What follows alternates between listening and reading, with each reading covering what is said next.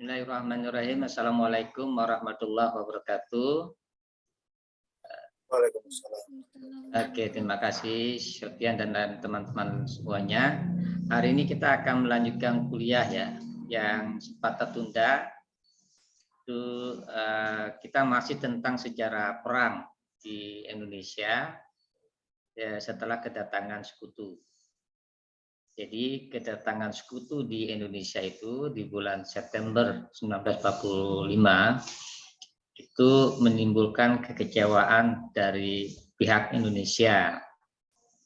Kenapa kecewa? Karena sekutu, ternyata di dalam sekutu itu ada tentara Belanda. Dari segi sekutu itu hal yang lumrah ya, karena kan Belanda anggota sekutu. Kemudian Belanda juga pernah menjadi Indonesia ini kan pernah menjadi wilayah koloni Belanda sebelum direbut oleh Jepang. Nah, Belanda punya keinginan untuk kembali menguasai wilayah koloninya.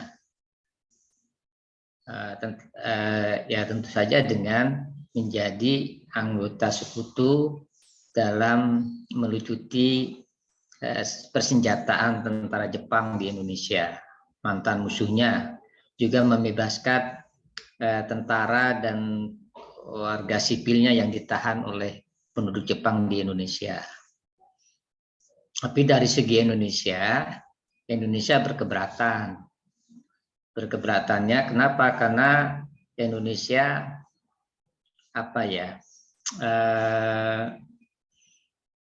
merasa bahwa kita sudah merdeka. Wilayah kita bukan lagi wilayah jajahannya pemerintah kolonial Belanda. Nah, ini duduk persoalan dari konflik kita dengan Belanda ya. Nanti kalian mengikuti nggak yang terjadi sekarang ini, polemik di media massa tentang serangan umum. Nah, itu nanti akan dibahas di perang agresi militer Belanda kedua. Ya. Itu kalian ikuti semua, nanti saya share semua yang ada dari ini. Itu bagus sekali buat kalian, ini tepat banget ya. Kita lagi membahas ini ada tentang zaman revolusi atau dulu disebut zaman bersiap. Kita bersiap untuk perang. Bersiap untuk perang, ini yang dilakukan oleh kita, oleh Indonesia. Nah, saudara-saudara, sebelum kita berperang dengan Belanda, sudah ada pasukan sekutu, di mana Belanda bergabung di dalamnya. Kalau dalam literasi kita, itu disebut Belanda membonceng sekutu. Sebenarnya sih itu tugasnya Belanda juga sebagai anggota sekutu, dan itu sah ya, sah. Dia datang ke sini bekas wilayah koloninya. Memang yang paling berhak ya sekutu Belanda. Kenapa Inggris juga ini? Karena Inggris kan banyak wilayah koloninya di Semenanjung Malaya, di Indochina, semuanya tuh di Asia Tenggara banyak sekali koloni Inggris, termasuk India. Jadi Inggris memang ditugaskan. Kenapa bukan Perancis misalnya? Bukan, kan Prancis anggota sekutu juga, bukan Amerika. Ini kita pakai logikanya sekutu ya. Nah, kemudian saudara-saudara, sekutu datang ke Indonesia ini terlambat 1 bulan. Kan Jepang menyerah tanggal 15 Agustus 1945, tapi sekutu sampai ke Indonesia itu September. Kurang pas ya waktunya. Mungkin 15 atau 16 September kita mengadakan sekutu datang ke Indonesia. Kemudian Indonesia merayakan, kalau biasanya ulang tahun, ini ulang bulan, merayakan 1 bulan proklamasi. Itu nanti terkenal dengan peristiwa Ikada. Tanggal 19, mestinya tanggal 17. Telat 2 hari. Ini untuk menyatakan, karena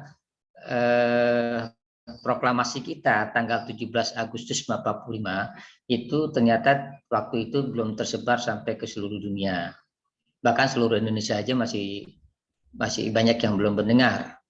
Ada yang baru mendengar bulan September, ada yang baru mendengar bulan Oktober, bahkan ada yang baru mendengar bulan Desember 1945 bahwa kita sudah merdeka.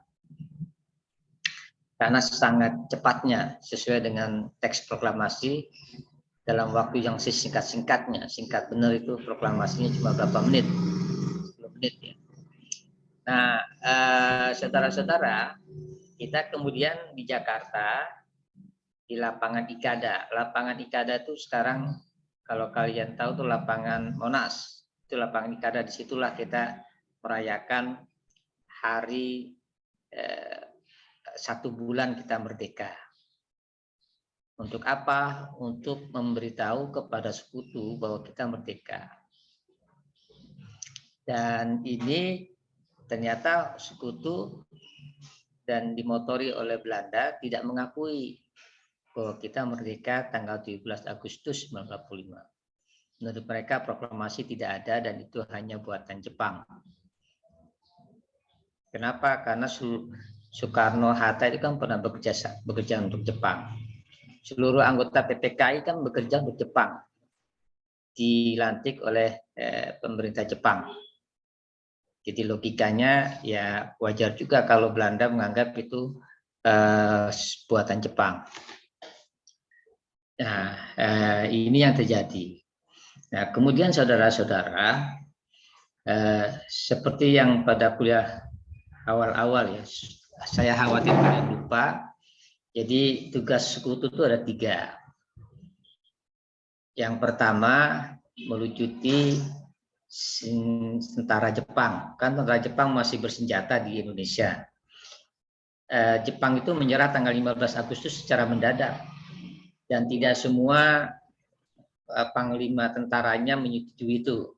Jadi mereka masih bersenjata lengkap, terutama di wilayah pendudukan, termasuk di Indonesia. Nah, karena Jepang sudah menyerah tanggal 15 Agustus, dan pemerintah Jepang harus menyerahkan seluruh senjata yang dimilikinya kepada sekutu sebagai tanda menyerah. Nah, untuk di Indonesia, tugasnya itu ada di pasukan Inggris dan Belanda. Inggris yang memimpin. Nah, kenapa Inggris? Karena Inggris sudah ada di Singapura, di Malaysia.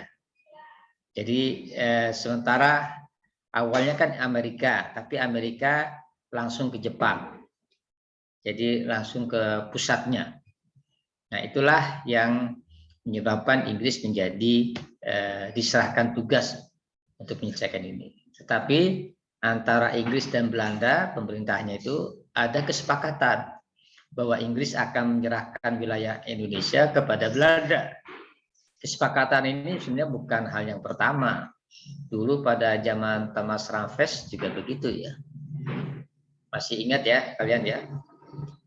Tahun 1810 sampai 1816 Indonesia dikuasai Inggris. Kemudian Inggris setelah mengalahkan Prancis. Jadi seluruh jajahan Prancis dikuasai oleh Inggris termasuk Indonesia yang saat itu di bawah kekuasaan Prancis. Kemudian diserahkan kepada Belanda. Hal ini ingin diulangi di tahun 1945. Nah, saudara-saudara, Inggris datang terlambat 1 bulan. Karena memang mereka sendiri sibuk di Malaysia. Kemudian baru datang ke Indonesia. Dan di Indonesia ini setelah proklamasi 17 Agustus, pendukung Republik semakin kuat dan semakin meluas. Seluruh Indonesia ya, seperti yang kita kenal sekarang. Awalnya hanya di Pulau Jawa, kemudian ke Sumatera, ke Sulawesi, ke Kalimantan, Bali, Maluku, semuanya menjadi menyebar. Karena orang-orang mereka ada di Jakarta. Nah, saudara-saudara, kita sudah membahas tentang perang di berbagai daerah. Kenapa terjadi perang di berbagai daerah? Karena pemerintah Indonesia menuntut supaya Sekutu mengakui proklamasi. Sementara Sekutu tidak mau mengakui. Artinya dalam pandangan Sekutu, Indonesia ini tidak ada pemerintahan.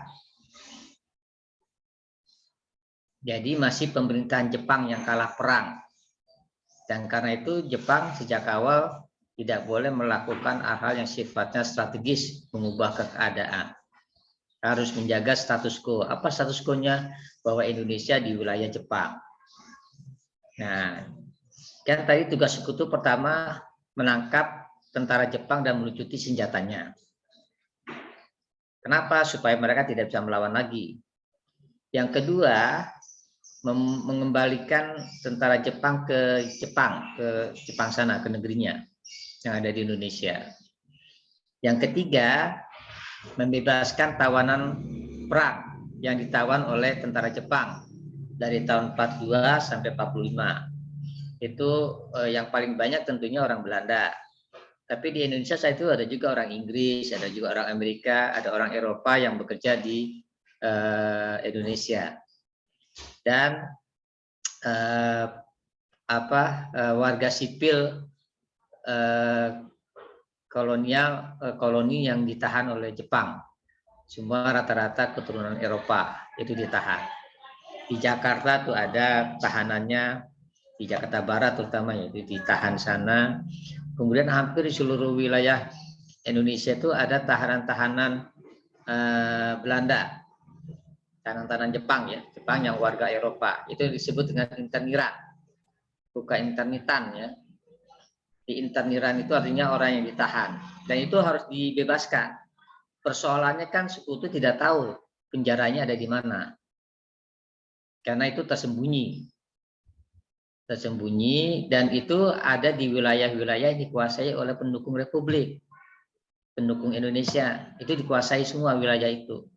Kan ditahannya tidak di kota, tapi di desa-desa di pedalaman. Nah, ini yang jadi masalah. Di satu sisi Sekutu tidak mau mengakui pemerintah Republik Indonesia, tapi di sisi lain tugasnya menjadi terhambat untuk 3 tugas itu, terutama tugas yang ketiga ya, membebaskan para tawanan perang. Nah, disinilah saudara-saudara, ketika proses melucuti senjata itu pemerintah Indonesia yang mengakui bahwa senjata Jepang akan dilucuti juga berinisiatif mengambil lebih dahulu senjata-senjata itu.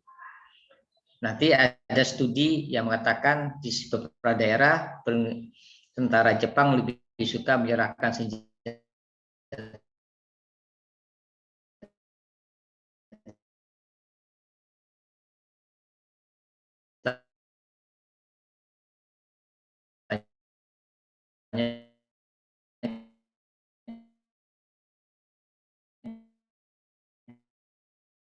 ke Indonesia dibanding ke Sekutu. Nah, itu kan bagiannya di Jepang atau yang memiliki Jepang yang itu gitu.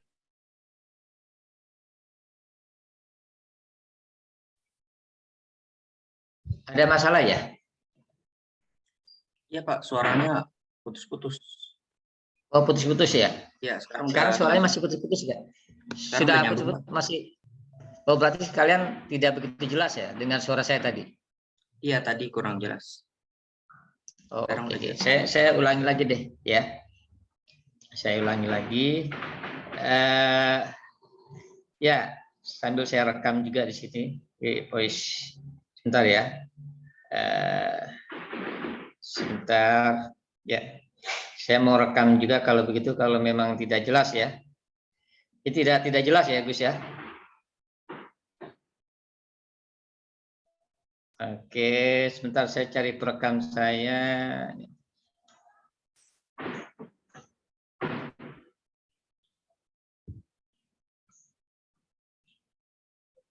Oke. Saya ulang lagi aja ya. Bismillahirrahmanirrahim. Assalamualaikum warahmatullahi wabarakatuh. Nanti kalau suaranya tidak jelas kasih tahu saya ya. Jadi hari ini kita akan melanjutkan kuliah kita yang sempat tertunda tentang sejarah Indonesia masa awal kemerdekaan. Nah, saudara-saudara, tadi di awal-awal kuliah saya sudah menjelaskan bahwa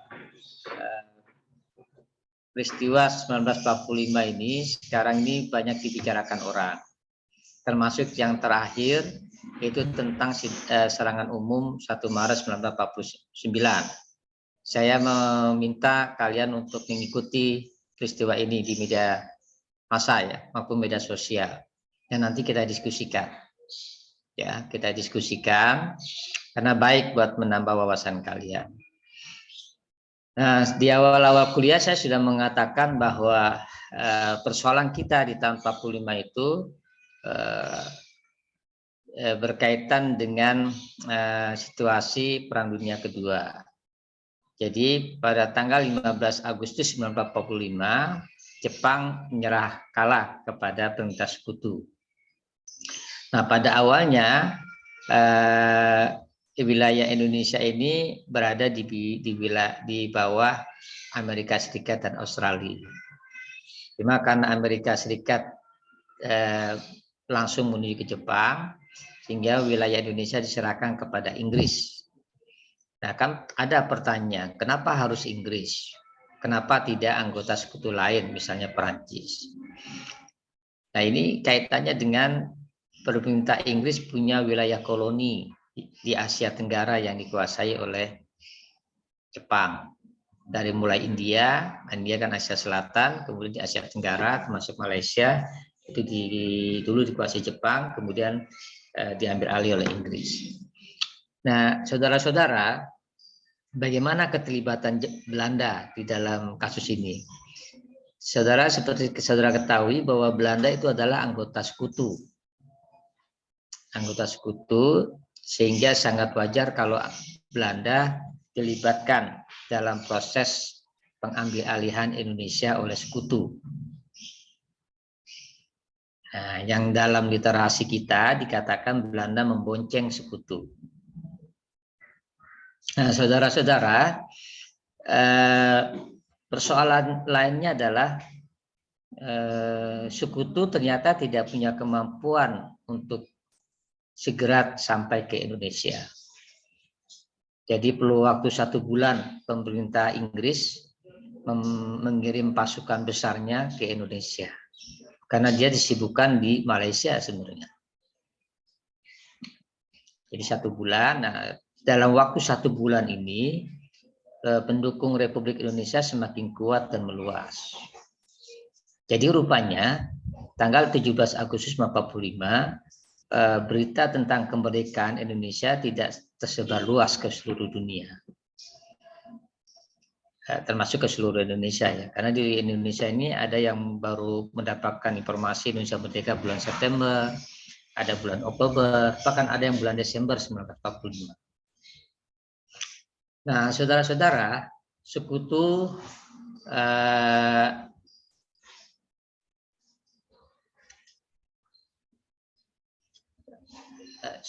akhirnya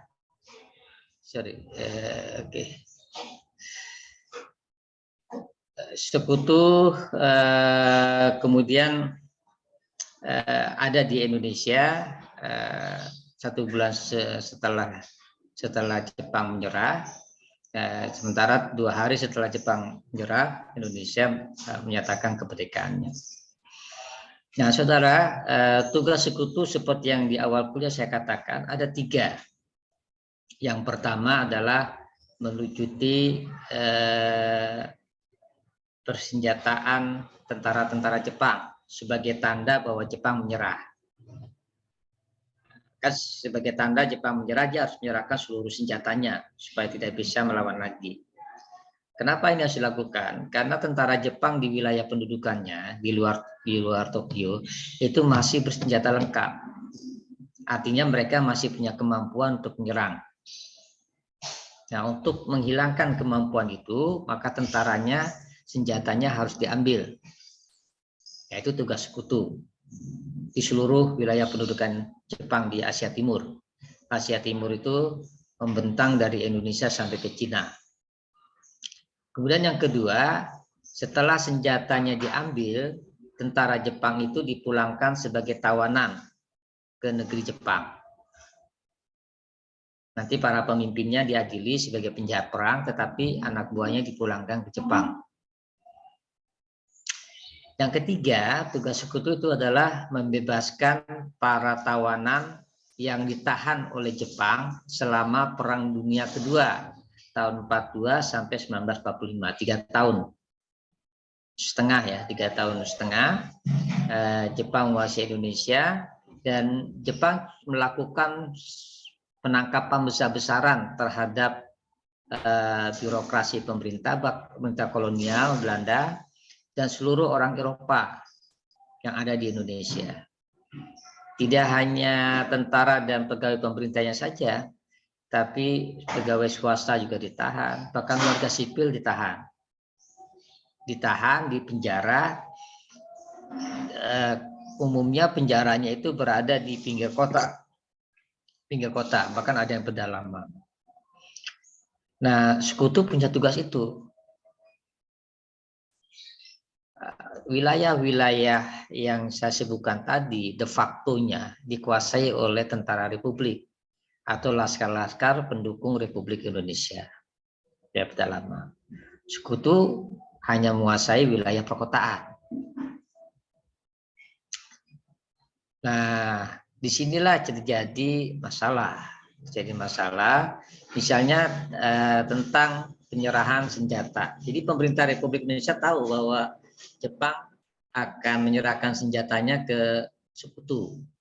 Nah, sebelum sekutu datang, pendukung Republik dari tentara dan laskar itu kemudian melakukan merebut senjata tentara Jepang. Kalian bisa jadikan skripsi ini, karena di sebagian daerah tentara Jepang itu lebih suka menyerahkan senjatanya kepada pemerintah, kepada tentara Indonesia dibanding kepada pihak sekutu. Kenapa? Karena sebagian tentara Indonesia itu didikan Jepang, terutama mereka yang bergabung di PETA, EHO, kemudian ada lagi di Sumatera namanya bukan PETA ya, Kegun ya. Nah, itu semua gigitan Jepang. Nah, saudara-saudara, akhirnya senjata sebagian beralih ke tentara Indonesia. Artinya apa? Artinya pihak Indonesia punya kemampuan untuk melawan. Jadi itu mitos kalau dikatakan Indonesia berperang dengan bambu runcing. Bambu runcing itu digunakan ketika latihan karena tidak adanya senjata. Bagaimana mungkin orang bersenjata api dilawan oleh bambu runcing?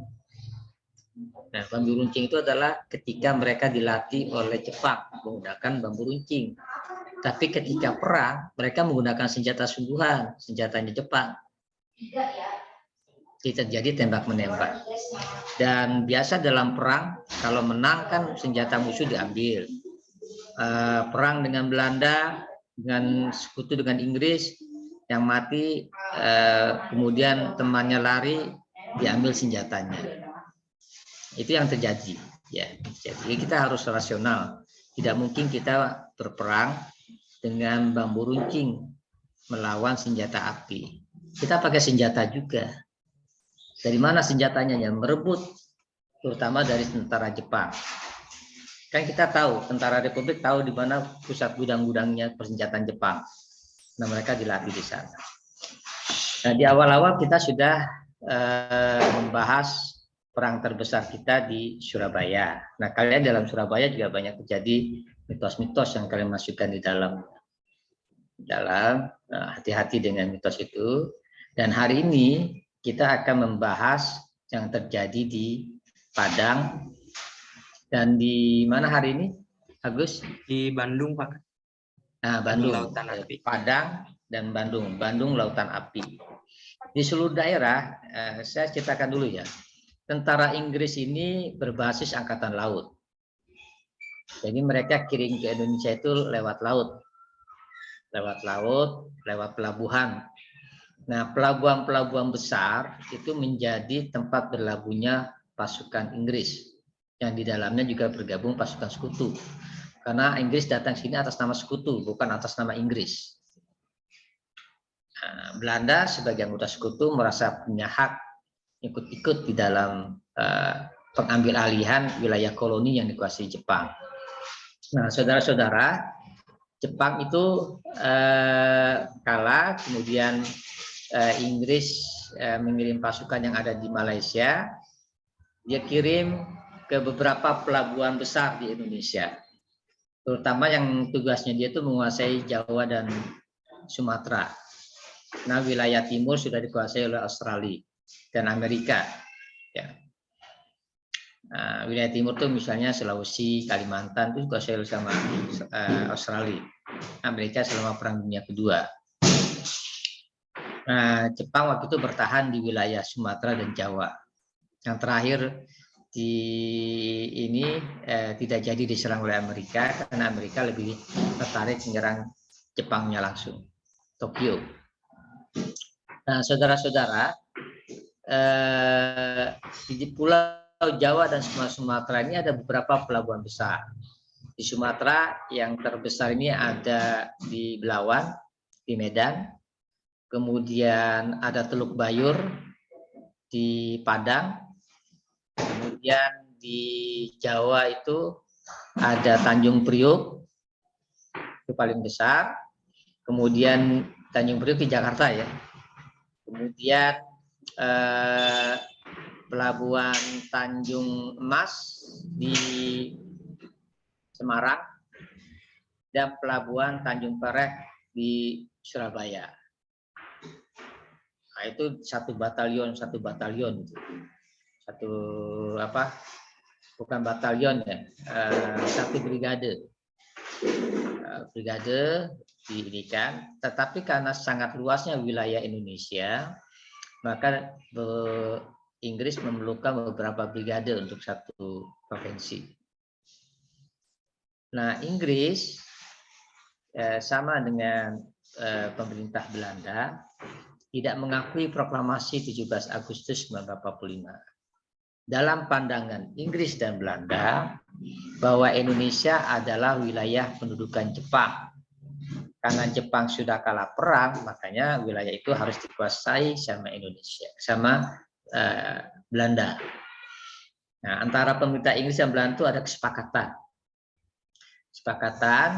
Inggris nanti menerima penyerahan dari Jepang, dan kemudian wilayah koloninya, wilayah pendudukan Jepang di Indonesia akan diserahkan kepada Belanda.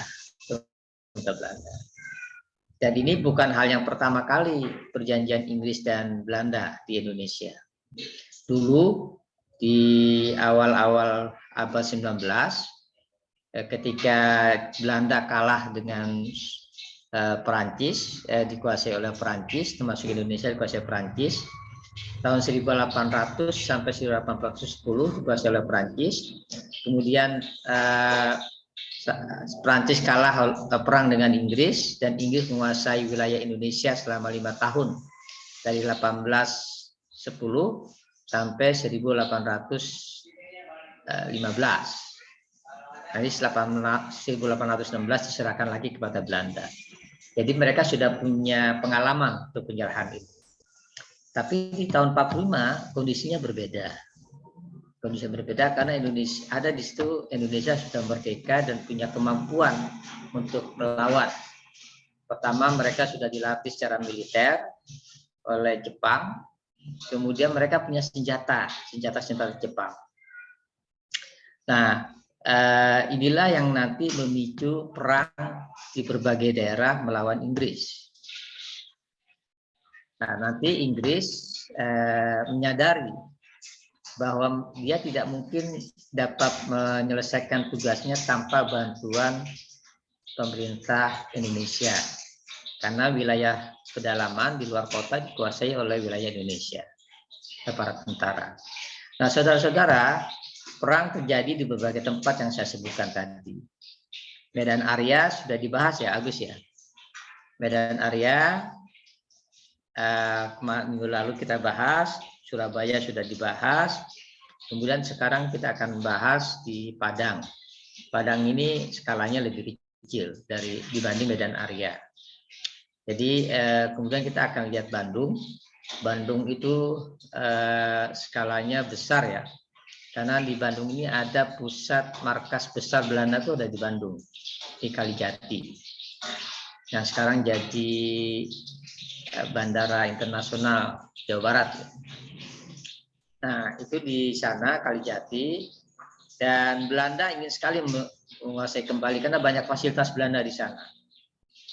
Nah, supaya fasilitas ini tidak bisa dimanfaatkan oleh tentara Belanda dan sekutu, makanya para pejuang Jawa Barat membakar seluruh fasilitas itu. Karena kan pejuang tentara dan pejuang Jawa Barat tidak bisa melawan sekutu. Karena senjata sekutu terlalu jauh ya itunya. Maka jalan satu-satunya adalah menyingkir dari kota Bandung dan membakarnya kota Bandung itu, supaya tidak bisa dimanfaatkan oleh sekutu dan Belanda untuk memperkuat diri. Dan ini ternyata taktik yang sangat baik. Belanda dan sekutu tidak menghadapi perang di Bandung, dia hanya melihat semua kota Bandung terbakar, terutama fasilitas-fasilitas militer yang dibakar itu sama tentara Republik. Ini adalah taktik perang. Tidak ada korban jiwa sipil karena semuanya pergi dari kota Bandung. Nanti mereka pergi ke pinggiran kota Bandung, di Sumedang, di Karawang, di mana lagi, Subang. Itu mereka menyingkir semua ke sana dan nanti melancarkan perang gede ya. Baik ya. Untuk selanjutnya silakan yang Bandung dulu atau yang Padang dulu, Agus? Yang Padang dulu, Pak. Oke, sekarang yang Padang. Silakan di ini. Kemudian nanti kalian silakan dimatikan kameranya. Kita dengarkan pemaparan dari kelompok yang memaparkan Padang. Kemudian yang memaparkan Bandung langsung ya. Oke, silakan, Agus. Silakan buat kelompok 4. Udah diizinin buat share screen.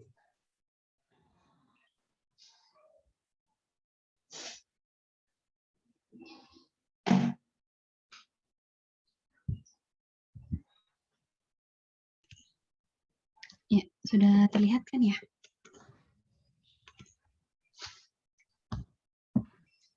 Izin memulai ya Pak. Assalamualaikum warahmatullahi wabarakatuh. Selamat pagi Pak Abdul dan teman-teman semua. Kami dari kelompok 4 izin mempresentasikan hasil diskusi kami mengenai pertempuran Padang dan sekitarnya pada tahun 1945 hingga 1947. Kelompok kami, kelompok 4 terdiri dari 3 orang, ada Aidah Mutia Kalsum, lalu ada saya sendiri, Arinisha Kalita, dan Khairunisa Nur Hidayah. Oke, pada kesempatan kali ini,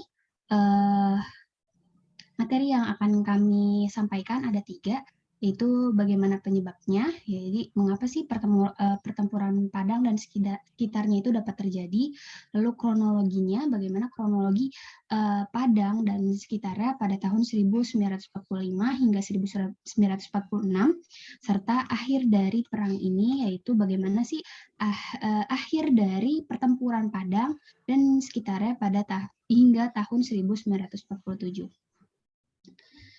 Yang pertama itu, saya akan menjelaskan bagaimana sih penyebab terjadinya pertempuran Padang dan sekitarnya. Oke.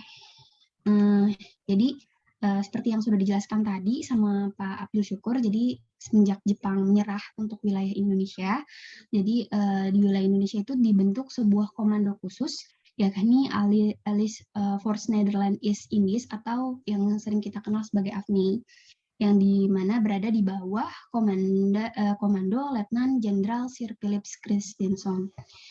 Tapi seperti yang sudah dijelaskan, di mana pasukan ini belum sempat melancarkan operasi militer karena Jepang sudah terlebih dahulu menyerah. Nah, oleh karena itu, AFNI ini nanti dialihkan dari tugas militer ke tugas administratif. Nah, tugas-tugasnya itu adalah yang pertama, seperti yang sudah dijelaskan oleh Pak Abdul, yaitu menerima penyerahan dari tangan Jepang, terus membebaskan para tawanan perang dan interniran sekutu, lalu melucuti dan mengumpulkan orang Jepang atau kemudian nanti dipulangkan ke negaranya, lalu menegakkan dan mempertahankan kedamaian untuk kemudian diserahkan kepada pemerintahan sipil serta menghimpun keterangan tentang penjahat perang dan menuntut mereka di depan pengadilan sekutu. Nah, kedatangan AFNI sendiri di Indonesia itu tidak cukup banyak untuk memasuki seluruh Indonesia. Jadi, seperti yang dijelaskan Pak Abdul, Indonesia nanti di bagian timur diserahkan kepada tanggung jawab pasukan Australia.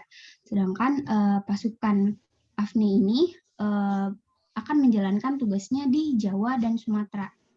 Nah, semulanya Mountbatten itu memperkirakan bahwa pasukan yang dikirimkan itu cukup 1 divisi, tapi setelah mempelajari gitu ya, mempelajari perkembangan situasi, ternyata pasukan 1 divisi ini tidak cukup, jadi mengerahkan 3 pasukan, di mana pasukannya itu terdiri dari 3, yaitu divisi ke-26 yang berada di bawah pimpinan Mayor Jenderal Chambers untuk Sumatera, divisi ke-23 yang berada di bawah pimpinan Hawthorne yang berada di wilayah Jawa Barat, dan divisi ketiga yaitu divisi India ke-5 yang berada di bawah pimpinan Mayor Jenderal Mansegrek di wilayah bagian Jawa Timur.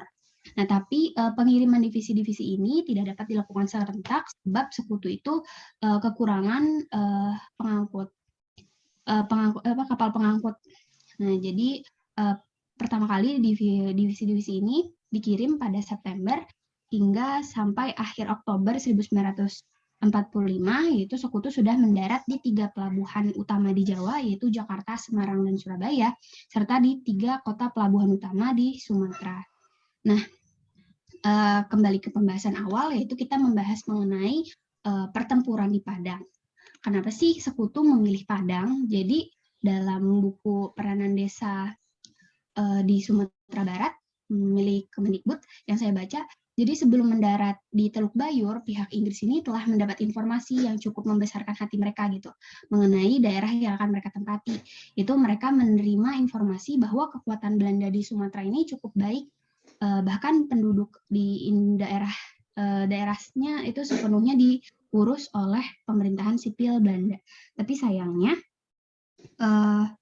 ternyata nggak sesuai ekspektasi. Ternyata di Padang sendiri itu diduduki oleh pemerintahan Indonesia sendiri gitu, pemerintahan.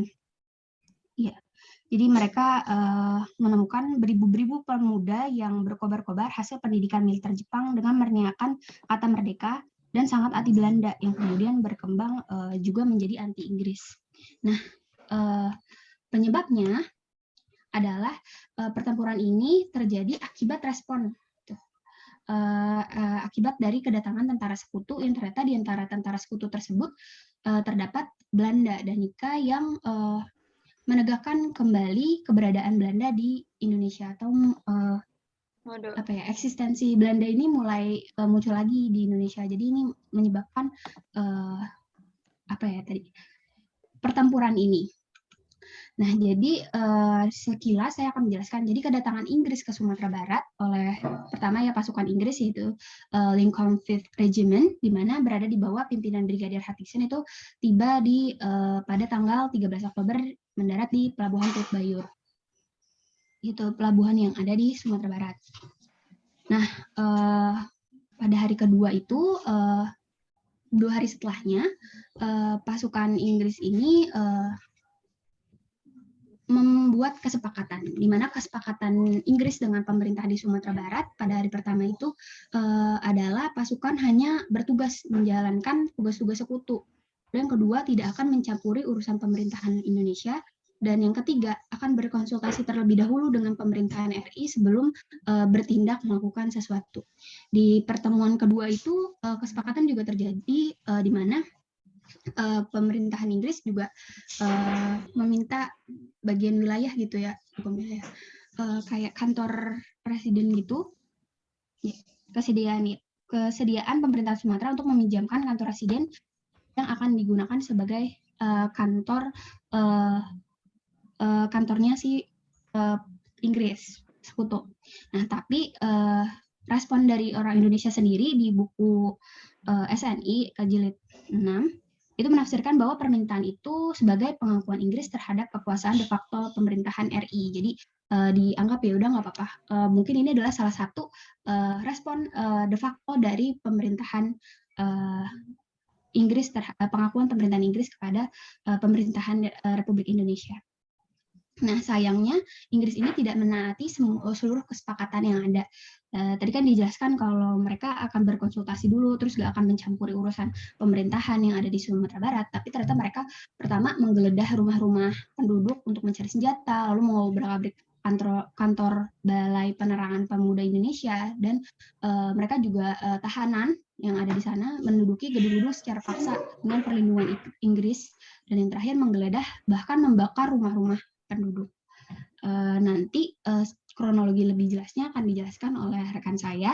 Selanjutnya akan dilanjutkan oleh Ica. Terima kasih. Maaf kalau ada kesalahan. Ya, terima kasih Arin. Suaranya kedengeran nggak ya? Suaranya kedengeran nggak ya? Kedengeran, Ca. Ya kedengeran. Ica, Oke, Ica Pak. panggil Ica ya hari ini ya. Iya Pak. Ya, silakan Ica.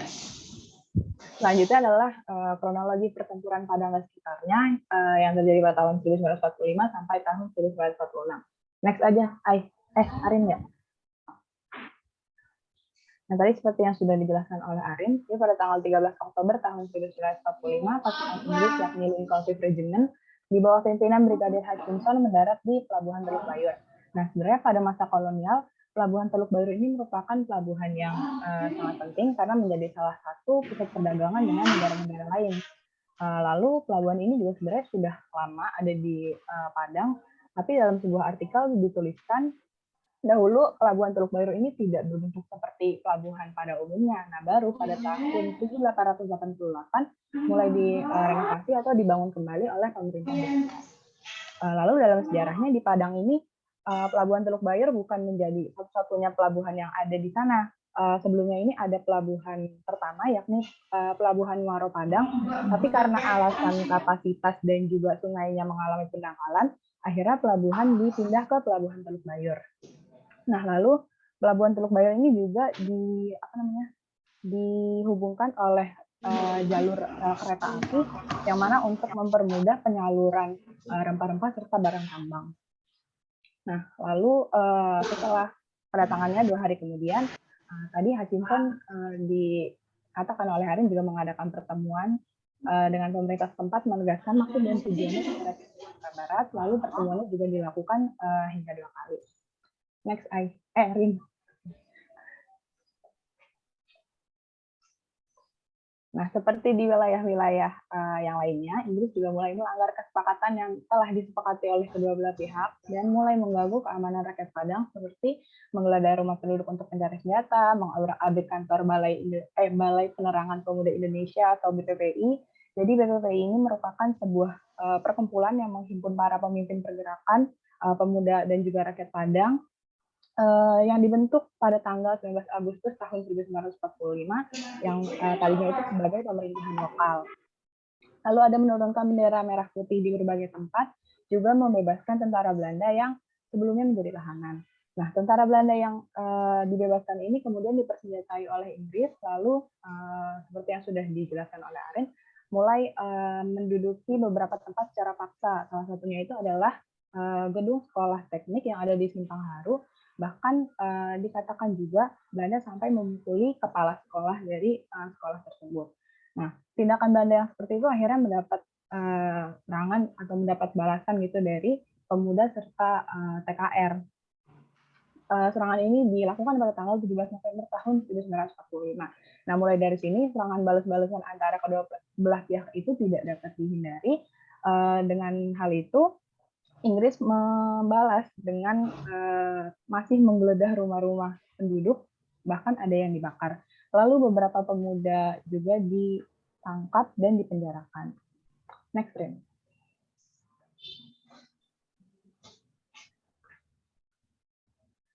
Nah, pada tanggal 5 Desember tahun 1945 ini menjadi puncak ketegangan antara Inggris dengan rakyat Padang ketika ditemukannya mayat perwira Inggris yakni Mayor Anderson dan perawat sekutu Miss Allingham yang terbunuh di dekat pemandian Sungai Marame. Nah, sebelumnya itu sebenarnya si Mayor Anderson ini sudah merencanakan akan pergi ke pemandian tersebut bersama dengan pacarnya si Miss Allingham ini. Nah, sesuai dengan prosedur, Mayor Anderson ini harus melaporkan segala perjalanannya kepada pihak Republik Indonesia yang berwenang. Nah, pada saat itu dia mengenal pihak Republik Indonesia yang berwenang itu adalah Joni Anwar. Jadi Joni Anwar ini merupakan seorang polisi yang ada di Kota Padang. Si Joni Anwar ini sebenarnya sudah mengingatkan kepada Mayor Anderson dan juga Miss Allingham untuk sebaiknya mengurungkan niatnya pergi ke pemandian yang ada di dekat Sungai Barang tersebut. Nah, karena alasan keamanan. Karena selain medannya yang curam, juga lokasi pemandian tersebut itu berada di dekat hutan yang rawan akan tapi peringatan dari Joni Anwar ini tidak diindahkan oleh dua sejoli itu. Jadi mereka tetap nekat untuk pergi ke pemandian tersebut. Lalu benar aja mereka akhirnya dibunuh oleh 4 orang pemuda. Nah, mendengar hal ini, akhirnya Inggris marah dong. Ini Inggris membalas dengan membakar hutan kampung, yakni Kampung Gaung, Titik Putus, dan yang dekat dengan lokasi kejadian, di mana ditemukannya mayat Mayor Anderson dan juga Miss Allingham. Nah, dari peristiwa ini itu menyebabkan kurang lebih 12 penduduk dan beberapa kendaraan tewas. Nah, di bawah ini merupakan salah satu monumen yang ada di dekat peristiwa Sungai Barame. Jadi di atas monumen ini tuh dituliskan salah satunya ada nama-nama korban yang tewas atas pembakaran yang dilakukan oleh Inggris. Next, Ren.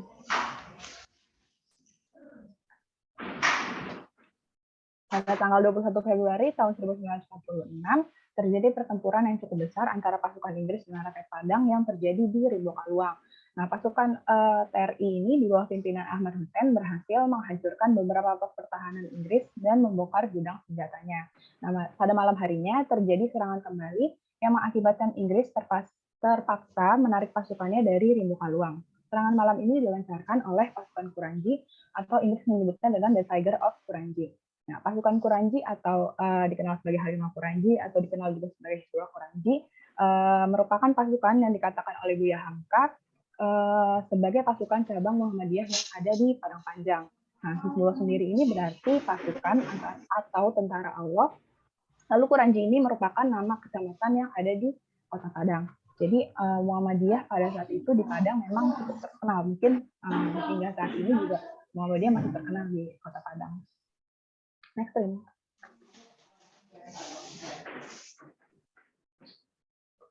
Nah, peperangan ini masih berlanjut pada hingga tanggal 14 Juni tahun 1946, di mana pasukan Inggris menyerang Batu Busuak untuk membebaskan tentara mereka yang ditangkap oleh TRI. Dalam pertempuran ini, 13 anggota TRI gugur, puluhan mengalami luka-luka. Nah, yang menarik dari pertempuran-pertempuran yang lainnya itu, pada tanggal ini, 1.000 India Muslim pihak Inggris melakukan desersi dan bergabung dengan askar Hizbullah. Desersi ini merupakan tindakan menarik diri dari kewajiban dinas, atau dalam kasus ini sama juga dengan pembelotan yang berbalik memihak kepada musuh. Nah, menurut para peneliti sejarah, mereka percaya bahwasannya desersi atau pembelotan ini dilakukan atas dasar alasan agama, di mana agama tentara India ini kan Muslim, juga sama gitu dengan rakyat Padang yang dimana mayoritasnya itu adalah orang-orang Muslim. Nah, jadi mereka semacam nggak kepingin menyerang saudara seimannya gitu. Nah, lalu pada tanggal 7 sampai 9 Juli tahun 1946, pasukan TRI dan rakyat melancarkan serangan terhadap Inggris yang terjadi di Simpang Haru. Nah, di antara wilayah-wilayah lain yang ada di Sumatera Barat, Simpang Haru ini merupakan wilayah yang cukup bergejolak pada saat itu, karena baik sekutu maupun rakyat Padang sama-sama ingin mempertahankan Simpang Haru sebagai wilayah kekuasaannya. Nah, kenapa sih sampai Simpang Haru itu dipertahankan sebegitunya gitu? Nah, ternyata Simpang Haru merupakan salah satu wilayah yang cukup penting pada saat itu karena wilayahnya dilewati oleh jalur kereta api. Tapi di Simpang Haru ini tidak hanya ada jalurnya aja, tapi ternyata ada stasiunnya juga, yakni stasiun Simpang Haru. Nah, stasiun Simpang Haru inilah yang menjadi penting peranannya bagi Kota Simpang Haru sendiri, karena di Stasiun Simpang Haru ini menjadi penyalur serta penerima rempah-rempah dari berbagai stasiun yang ada di Sumatera Barat. Nah, selain itu juga Stasiun Simpang Haru ini menjadi pusat atau stasiun yang membawahi dan menaungi stasiun-stasiun yang ada di Sumatera Barat. Makanya Stasiun Simpang Haru ini atau Kota Simpang Harunya sendiri menjadi penyangga perekonomian.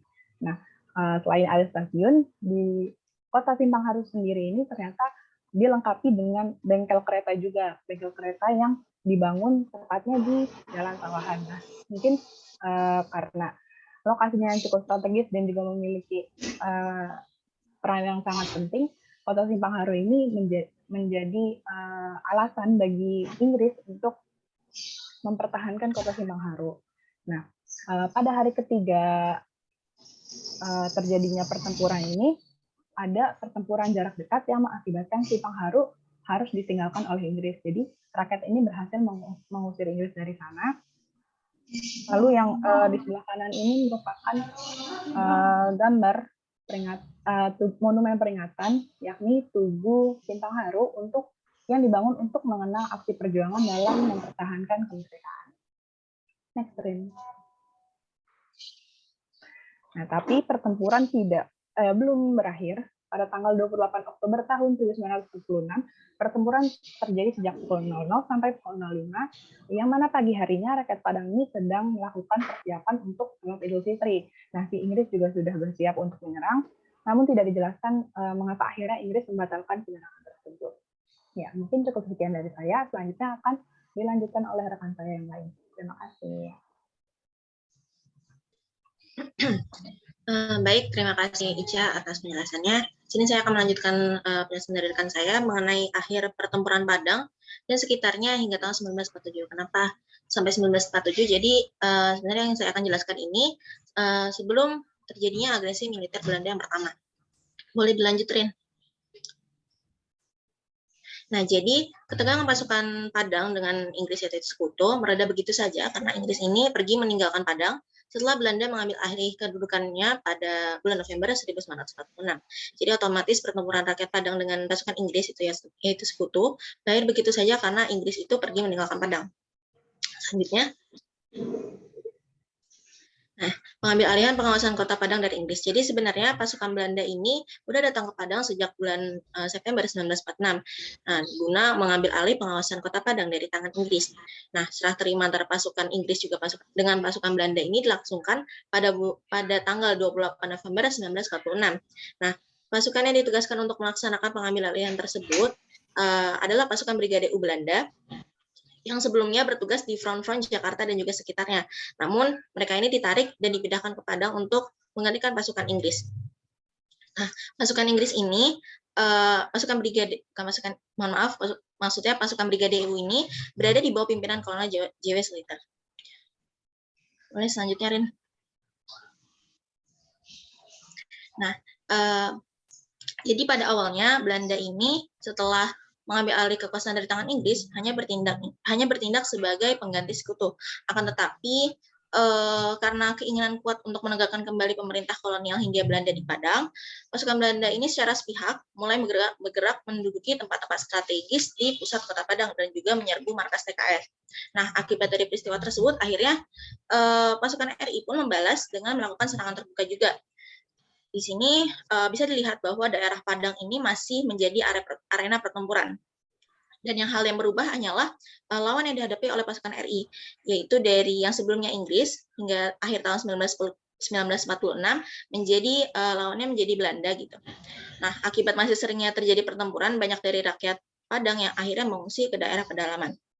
Nah, situasi dan kondisi itu baru menjadi tenang gitu. Baru menjadi lebih tenang setelah datang kabar dari pusat mengenai gencatan senjata.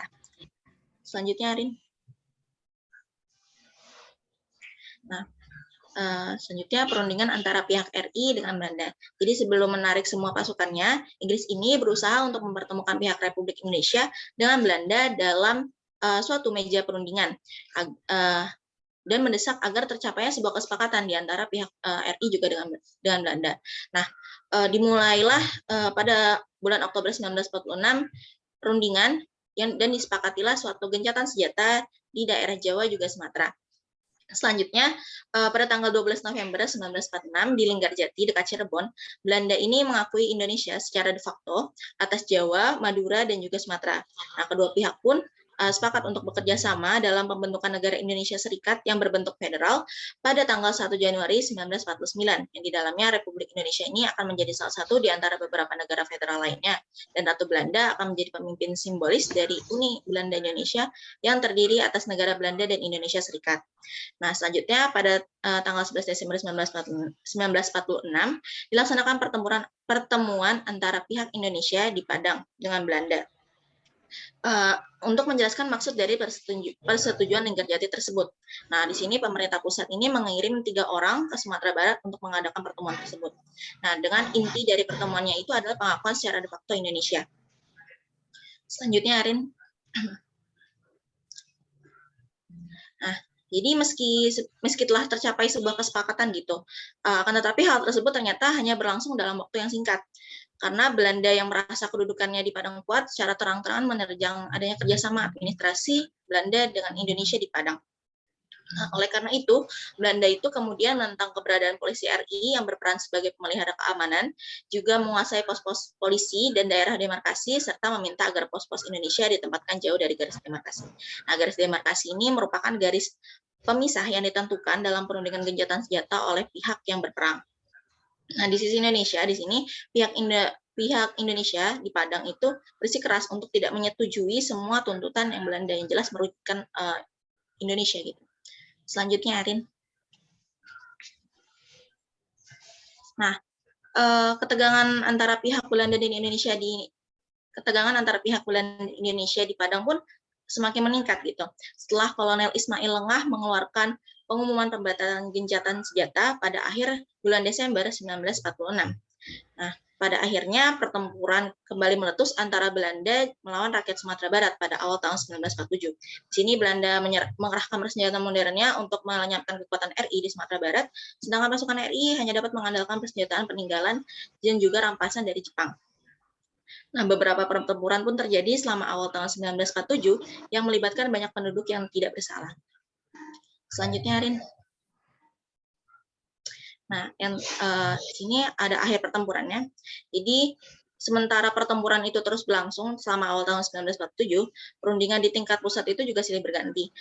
Sejak dibantalkannya gencatan senjata, telah beberapa kali diadakan perundingan kembali antara pihak RI dengan Belanda di Padang, di mana perundingan itu terjadi pada tanggal 3 April 1947, 8 April 1947, dan juga 3 Mei 1947. Nah, pada perundingan terakhir, yaitu pada tanggal 3 Mei 1947, delegasi RI ini dipimpin oleh Kolonel Ismail Lengah, sedangkan pihak Belanda dipimpin oleh Kolonel J.W. Sluter. Perundingan ini dilakukan di Padang, juga dihadiri oleh Wali Kota Padang. Dalam perundingan tersebut, disepakati garis demarkasi yang membujur dari Sungai Bermas, Tanah Sirang, kemudian juga Tabing. Nah, pertempuran antara pasukan RI di Padang dengan Belanda sejak kedatangannya pada November 1946 berakhir dengan Belanda berhasil memperluas daerah kekuasaannya di Padang. Yang sebelumnya pada saat kedatangannya ini Belanda ini kuasaannya hanya sekitar Hotel Oranye, kemudian rumah sakit tentara diganti, juga pos-pos sekutu yang berada di Teluk Bayur, pinggir Batang Aru, dan pinggir Bandar Bakali. Selanjutnya, Arin. Nah, ini kemudian kesimpulan dari penjelasan dari kelompok kami. Dapat ditarik kesimpulan bahwa penyebab mengapa dapat terjadi pertempuran Padang dan sekitarnya karena kedatangan tentara sekutu yang diantaranya terdapat tentara Belanda bermaksud untuk menegakkan kembali keberadaan Belanda di Indonesia, sehingga kehadiran mereka yang pada awalnya disikapi netral kemudian ditentang oleh pihak Indonesia dan akhirnya menimbulkan bentrokan bersenjata. Nah, kronologi pertempuran Padang dan sekitarnya ini berawal dari kedatangan pasukan Inggris di Teluk Bayur gitu pada tanggal 13 Oktober. Namun karena Inggris ini mengingkari kesepakatannya untuk hanya menjalankan tugas sekutu dan kemudian mereka juga mengganggu keamanan rakyat, sehingga dalam periode tahun 1945 hingga 1946 beberapa kali terjadi pertempuran antar pasukan RI dengan sekutu. Jadi ada serangan balas-membalas antara kedua pihak tersebut, di mana puncak ketegangan ini terjadi pada tanggal 5 Desember 1946 dengan ditemukannya mayat Mayor Anderson dan Miss Allingham di pengandian dekat Sungai Barame. Nah, akhir dari pertempuran antara pasukan RI dengan Inggris yaitu Sekutu adalah ketika Inggris pergi meninggalkan Padang karena posisinya telah diambil alih oleh Belanda. Nah, sejak itu pertempuran itu terjadi antara pasukan RI di Padang dengan Belanda pada akhir tahun 1946 hingga awal tahun 1947. Nah, pertempuran itu kemudian diakhiri dengan perundingan yang menyepakati batas garis demarkasi.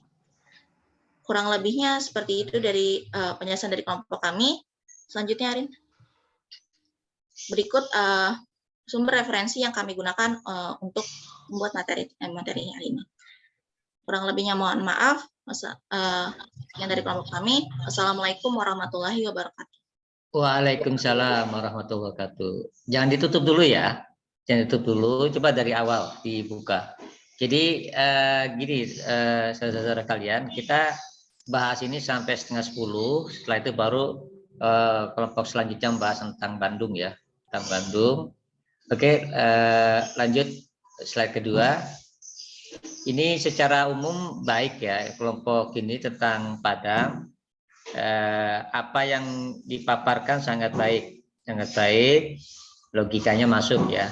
Jadi tidak masuk ke mitos-mitosnya. Ada Arinisha Halisa, terima kasih Alisa, penulis yang baik. Ada Khairunisa, juga baik sekali, dan Aida, baik ya.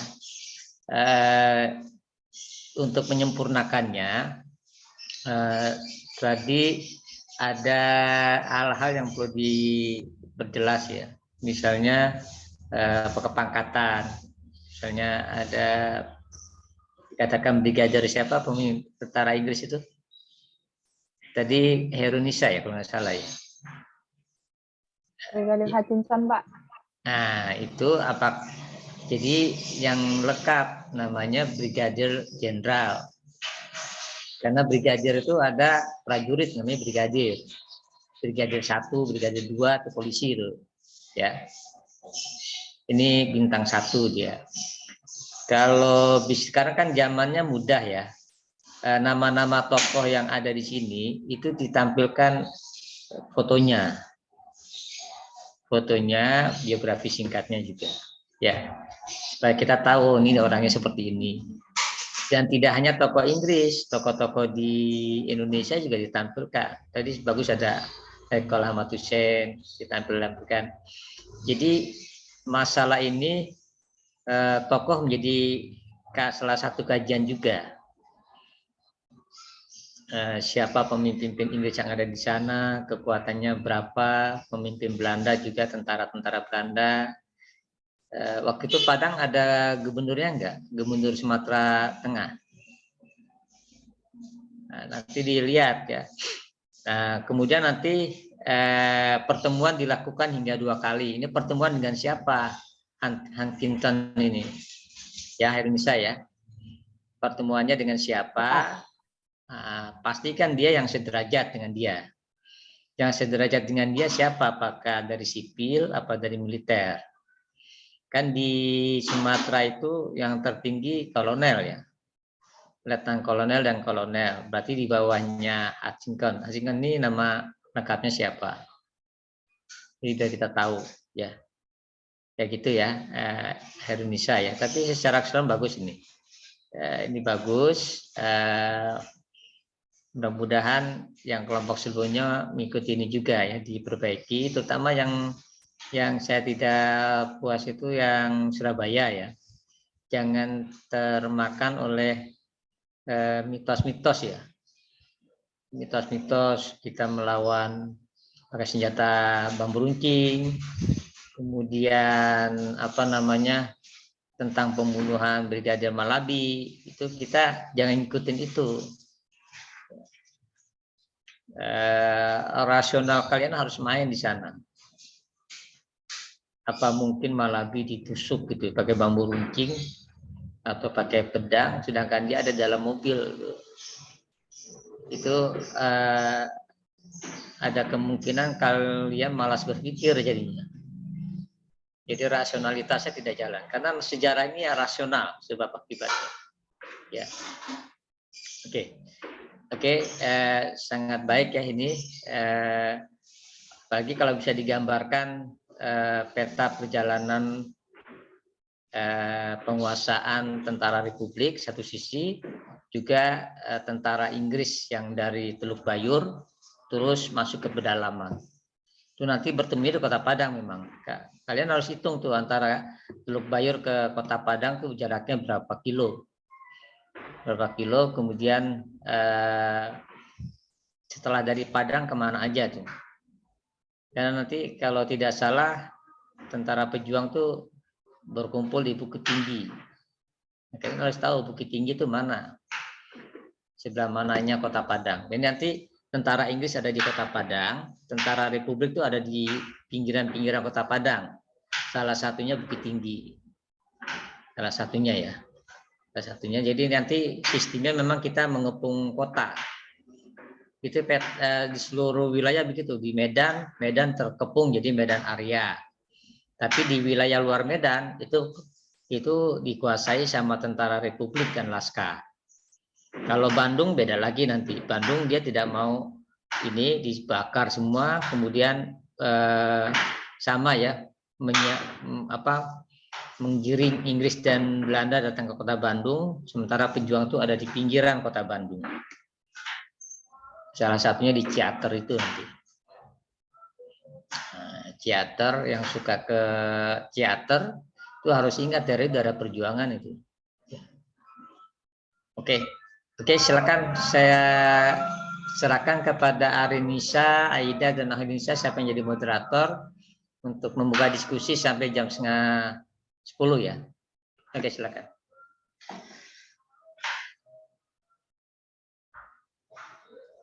Atau siapa selain 3 orang ini yang menjadi moderator? Atau mau yang salah satunya, silakan. Arinisa? Iya, Oke. saya Pak. Ini ditutup aja. Ditutup. Ditutup Baik. aja nih. Ya. Ya. Oke, dibuka semuanya ya. Kita akan diskusi. Sebelumnya terima kasih Pak Abdul Syukur atas masukannya. Saat ini kita masuk ke dalam sesi tanya jawab. Mungkin dari teman-teman ada yang ingin ditanyakan kepada kelompok 4 mengenai pertempuran Padang, dipersilakan.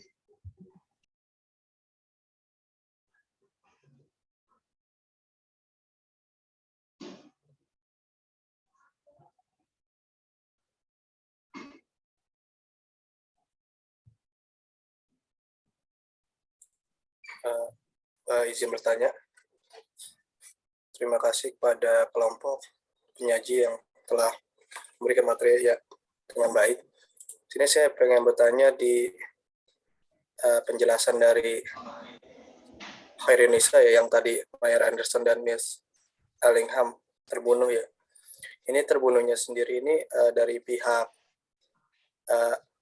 pelakunya ini dari pihak Indonesia kah atau bagaimana? Terus kenapa si Mayer Anderson itu yang dibunuh gitu? Itu aja sih. Apa pengaruh dia kepada di Inggrisnya itu pengaruhnya apa gitu? Terima kasih sih. Itu aja.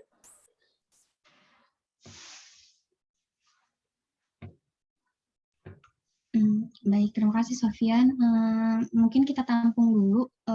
Selanjutnya ada yang mau bertanya dulu, nanti biar kita jawabnya sekalian.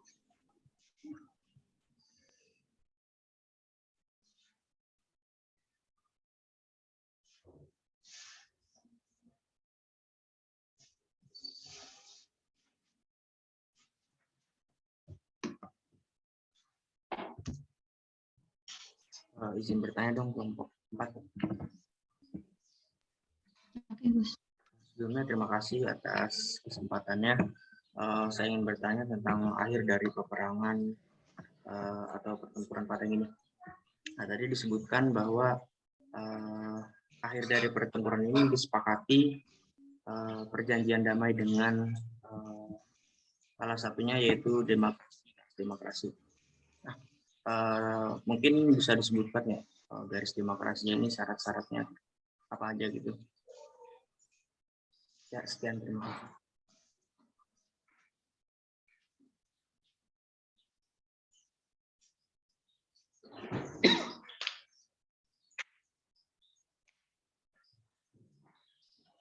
Ya langsung dibahas saja kelompok ini ya, nggak perlu sampai jawabannya benar. Oke.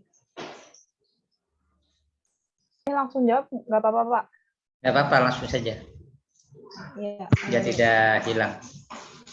Oke, Pak. Ya, saya izin menjawab pertanyaan Sofian. Jadi sebelumnya saya juga udah mencari hari-hari sebelumnya tentang mengenai si Mayor Anderson dan juga Miss Allingham ini. Jadi yang membunuh itu emang dari pihak kita, dari pihak Republik. Ada 4 orang pemuda. Yang satunya itu pemimpinnya namanya Kamarudin, yang asalnya itu sebenarnya dari Bugis, tapi kan memang tinggal di Padang. Lalu kenapa Mayor Anderson yang dibunuh? Kepentingannya apa? Karena kan waktu pas itu kan asumsi saya kan namanya juga lagi pertempuran ya. Kalau misalnya di luar dari Republik ataupun dia tahu ini orang Inggris, pasti ya langsung dibunuh aja gitu loh kalau menurut saya ya. Jadi sebenarnya nggak melihat kepentingannya dia siapanya, asal dia tidak dari pihak Republik ya langsung dibunuh gitu. Lalu Sofian juga bisa baca kisah lanjutnya itu gimana, ada di artikel historia.id.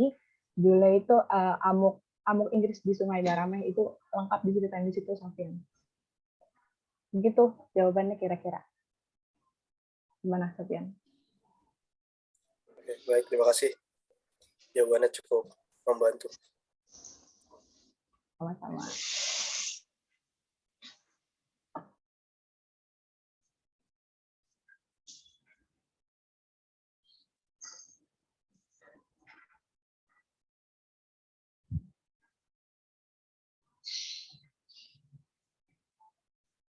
Ya, moderator, dilanjutkan.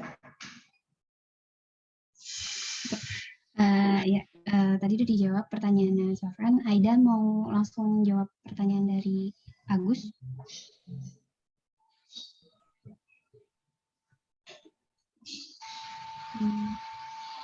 Sebentar, Pak.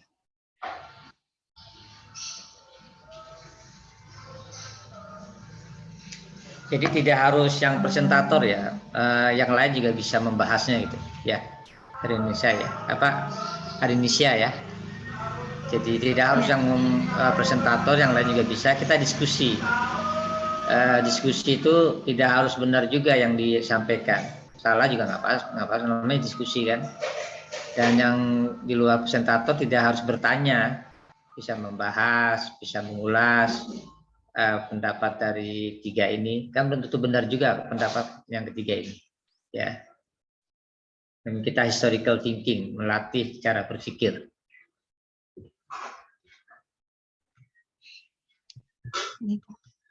Mungkin teman-teman ada yang mau menambahkan untuk kedua pertanyaan ini atau menjawab?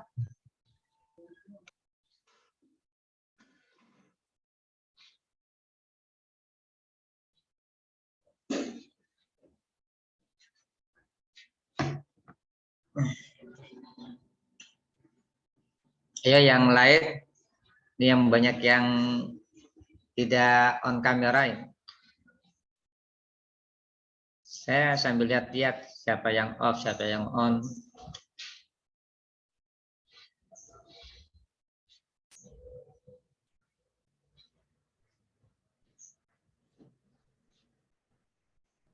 Nanti kalian ada waktunya untuk off ya. Kalau diskusi kita on, biar teman kalian nggak merasa ngomong sama gambar itu, sama laptopnya ngomong. Dan kalau nggak kelihatan orangnya kayak ngomong sama laptop itu.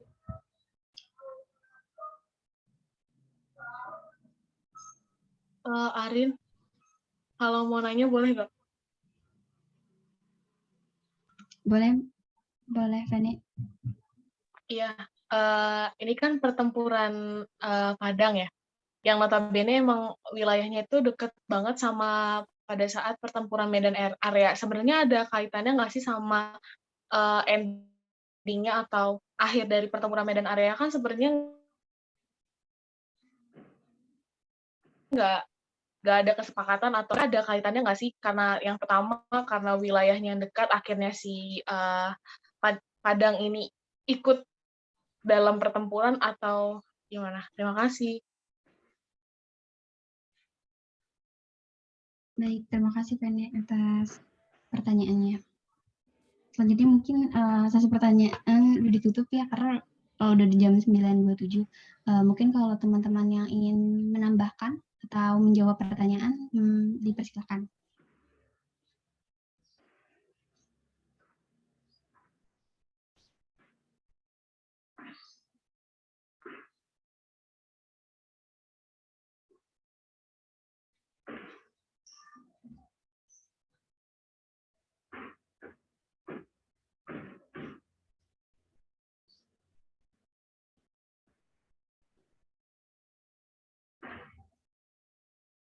Ini sebelum jawab ya, yang pertanyaan Vanessa, kalian kan punya Google Map ya?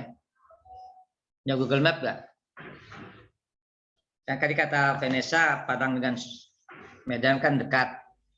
Coba lihat di Google Map, berapa kilo dari Padang ke Medan. Coba lihat Google Map-nya.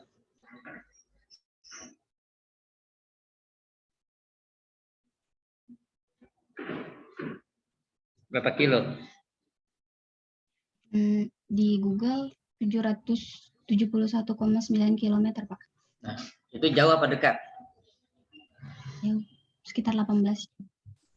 Iya, jauh ya. Dari Jakarta Semarang aja itu 500 kilo. Nah, statement itu harus diuji dengan data. Data itu sekarang enak, ada di ini. Katanya tadi Vanessa kan katanya itu kan dekat kan? Mungkin ada pengaruhnya. Kalian uji, benar nggak dekat? Oh, ternyata 700 kilo lebih. 700 kilo lebih itu jauh apa dekat ukurannya? Kan sangat jauh. Sangat jauh. Ya kemungkinan komunikasi dan lain sebagainya tidak ada itu. Ya, itu cara menguji statement orang. Ya. Cara baik, cara gampang ya. Lihat Google Map. Oh, jaraknya 700 orang, jarak dari itu hampir dari Jakarta Surabaya itu. Jakarta Semarang itu 500-an itu.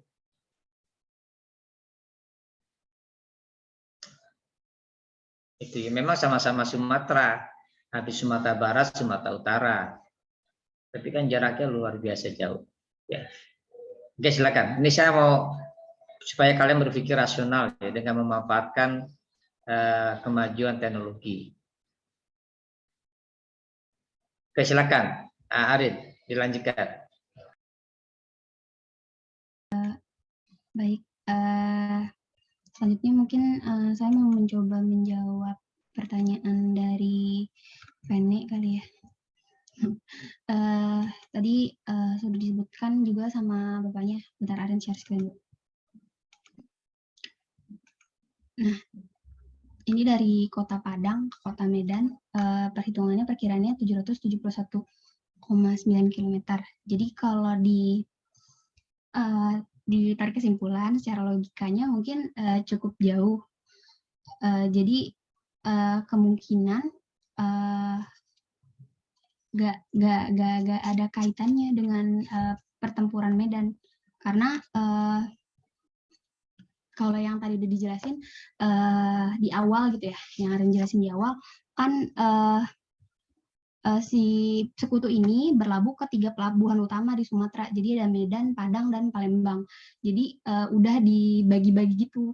Jadi ada yang udah ke Medan, ada yang udah ke Padang, dan juga ada yang ke Palembang. Nah, jadi mereka udah membagi wilayah Indonesia sesuai dengan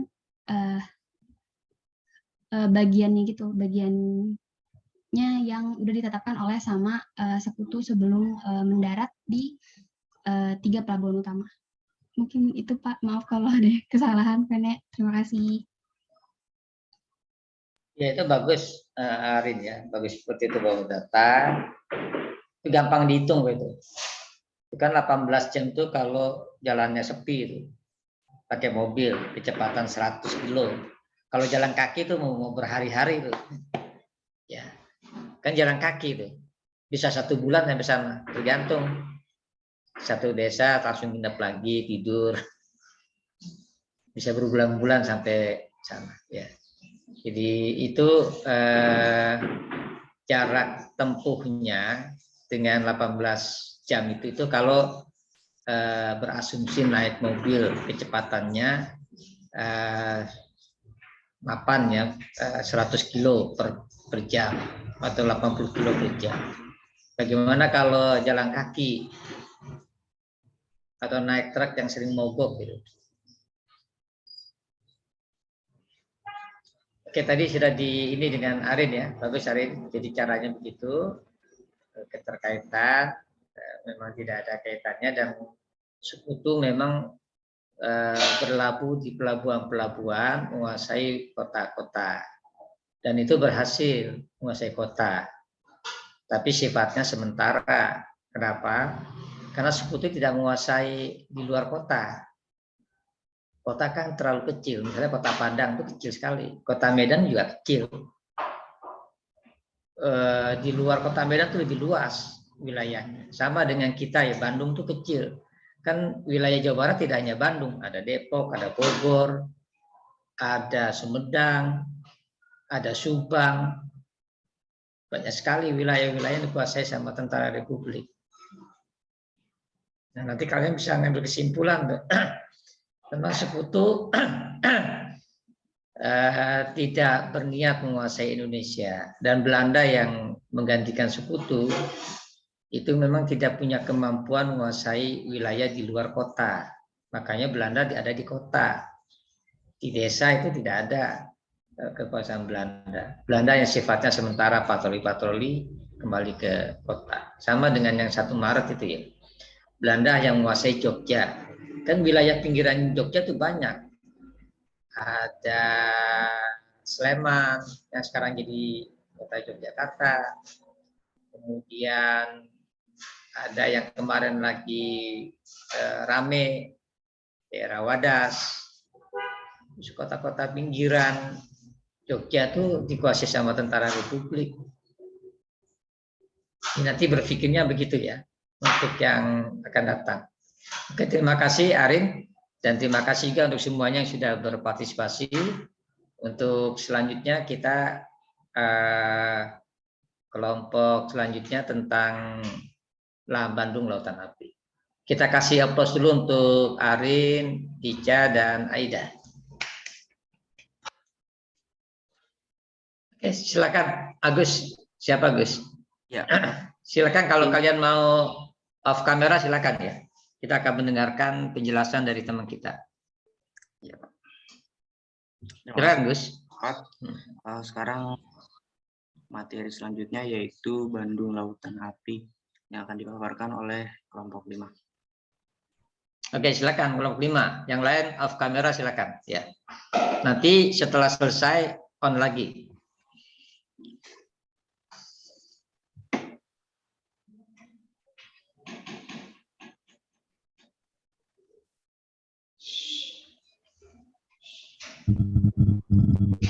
Assalamualaikum warahmatullahi wabarakatuh. Kami dari kelompok 5 akan menjelaskan tentang Bandung Lautan Api pada tanggal 23 Maret 1900. Next slide, Gus.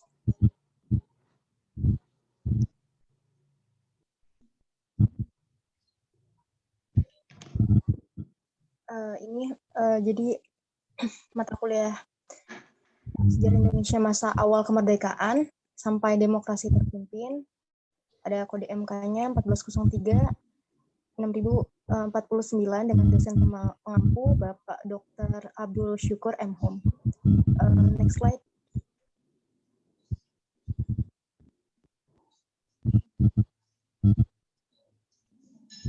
Ini ada 3 anggota. Yang pertama ada Monica Damayanti dengan NIM 1403619029, ada Alika Bayu dengan NIM 1403619033, dan saya sendiri yaitu Aini Sofia Ramatila dengan NIM 1403619027. Next slide. Jadi di sini kami ada 6 subtema, yaitu yang pertama akan membahas tentang latar belakang, berikutnya tokoh yang terlibat, berikutnya alur peristiwa, dampak peristiwa, makna peristiwa, dan yang terakhir nilai kepahlawanan. Next slide.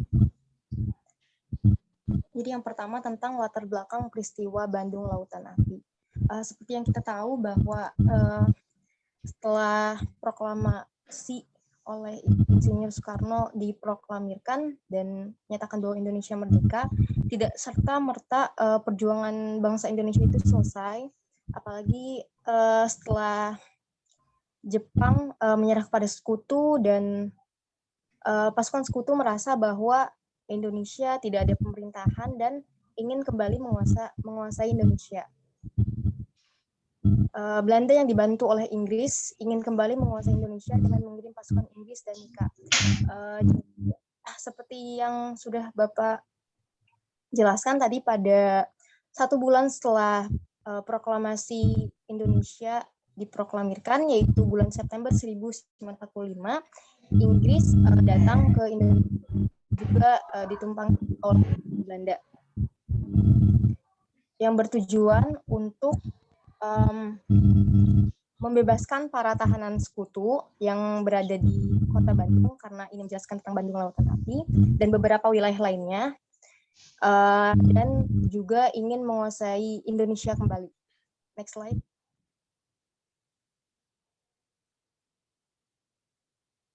Nah, pasukan sekutu ingin menjadikan kota Bandung sebagai markas mereka, namun dihalangi dengan adanya pembakaran kota Bandung pada tanggal 23 Maret 1946 yang dikenal dengan Bandung Lautan Api. Jadi memang kota Bandung sendiri mempunyai beberapa markas-markas strategis, yaitu markas pertahanan yang berada di Dayakolot dan juga tadi sudah Bapak sebutkan di Kalijati dan beberapa tempat lainnya yang ingin kembali direbut oleh pasukan sekutu untuk menguasai kota Bandung. Jadi di sini nanti mungkin akan dijelaskan lebih detail oleh Monica, rekan saya, mengenai alurnya. Namun di sini ada permintaan dari pasukan sekutu bahwa masyarakat Bandung dan TKR sendiri, Tentara Keamanan Rakyat, untuk mengosongkan wilayah kota Bandung Utara dengan alasan keamanan. Namun TKR dan masyarakat tidak serta-merta menuruti kemauan dari pasukan sekutu, karena itu dilakukan untuk menguasai kota Bandung.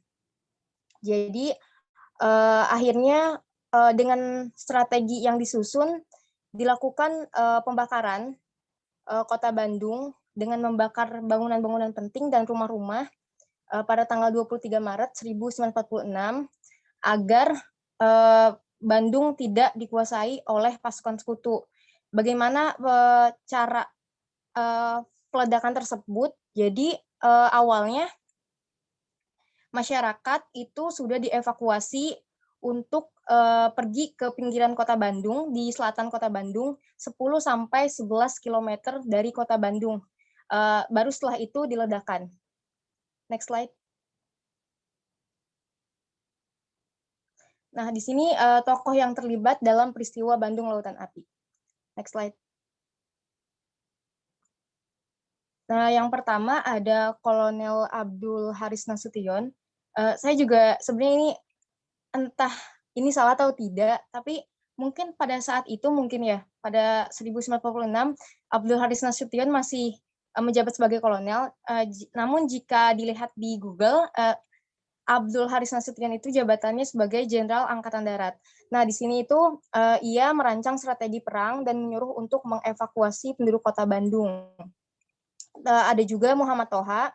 Muhammad Toha ini berjasa dengan menghancurkan markas para sekutu, termasuk gudang mesiu persenjataan di Dayakolot atau amunisi senjata yang dimiliki oleh sekutu agar tidak dikuasai kembali oleh sekutu. Next slide. Di sini juga ada Sultan Syahrir bersama dengan Nasution merancang strategi perang dan menyuruh untuk mengevakuasi penduduk kota Bandung yang dilakukan sebelum pembakaran kota Bandung. Nah, di sini juga yang terakhir ada Mairukana. Cuman saya nyari foto beliau itu tidak ada di Google, agak sulit. Jadi saya tidak bisa menampilkan fotonya di sini. Jadi ia adalah pencetus istilah Bandung Lautan Api. Mayorukana adalah seorang yang menyebutkan awalnya strategi itu sebelum tersusun strategi tentang peledakan Bandung Lautan Api atau pembakaran kota Bandung, ada juga strategi untuk menenggelamkan kota Bandung dengan cara meledakkan Sungai Citarum, dan Mayorukana menyebutnya itu Bandung Lautan Air. Cuman karena dari sumber yang saya baca, karena menyebutnya itu dengan emosi yang berapi-api, tergantikanlah dari Bandung Lautan Air menjadi Bandung Lautan Api. Sekian dari saya, akan dilanjutkan oleh rekan saya selanjutnya. Terima kasih.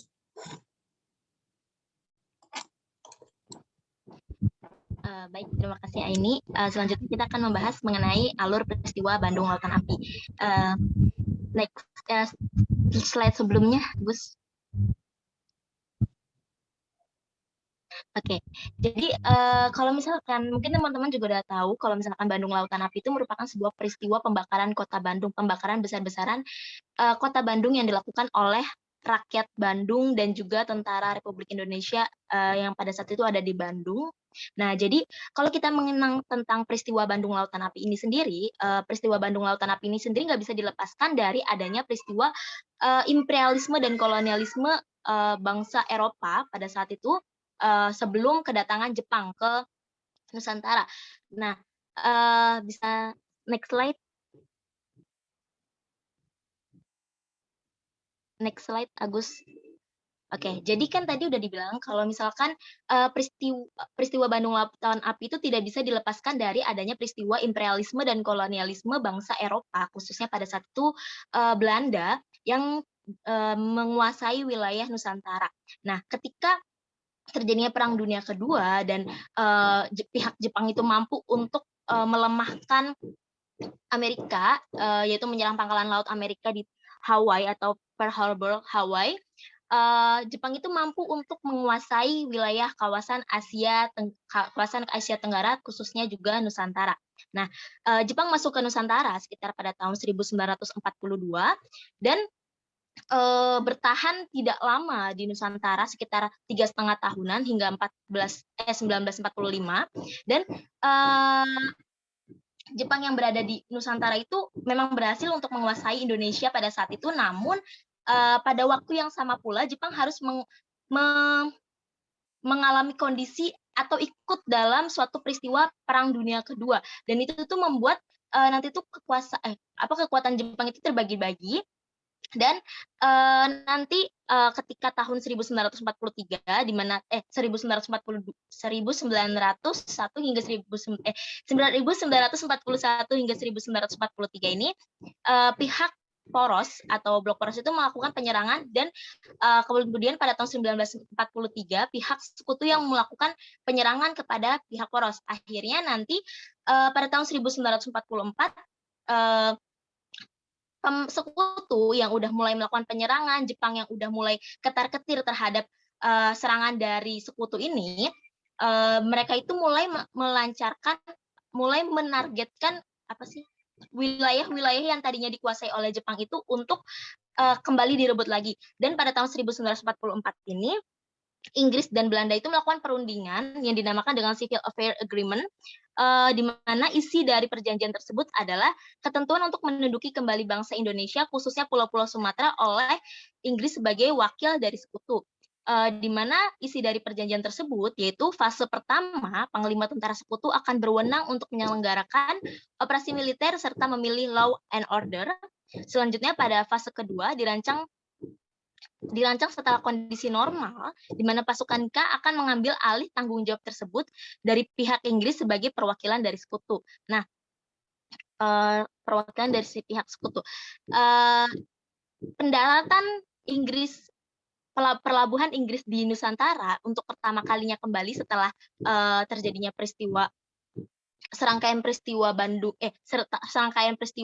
kekalahan Jepang yang nantinya Jepang menyerah pada sekutu pada 15 Agustus 1945 karena udah dibom dua kota penting Jepang yaitu Hiroshima dan Nagasaki.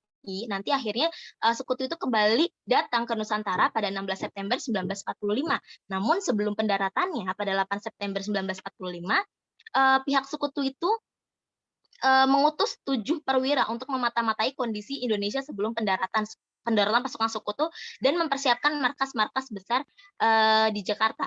Nah, ketika